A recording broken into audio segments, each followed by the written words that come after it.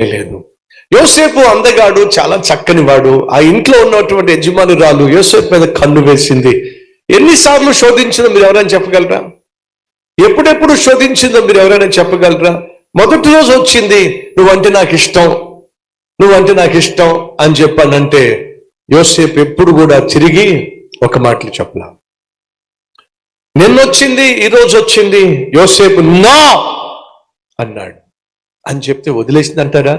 39వ అధ్యాయము ఆదికాండము 10వ వచనము, దినదినము ఆమె యోసేపుతో మాటలాడుచూ ఉండెను గాని అతడు ఆమెతో పాపము చేయుటకు, ఆమెతో ఉండుటకైనను ఆమె మాట విన్నవాడు కాదు.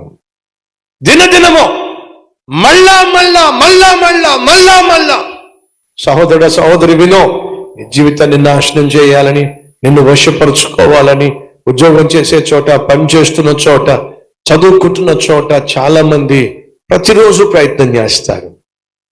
ఏదో ఒక రోజు విసిగిపోయి నువ్వు ఓకే అంటావేమో అని చెప్పేసి. అది సైతాన్ యొక్క తత్వం. ఫిలిష్తీయులు మళ్ళా వచ్చారు, ఇప్పుడైనా ఓడిపోతాడేమో అని చెప్పి ఆ పాపిష్ఠురాలు మళ్ళా వచ్చి యోసేపుతో అంటుంది, రా మనం హ్యాపీగా జీవిద్దాం, హ్యాపీగా గడుపుదాం.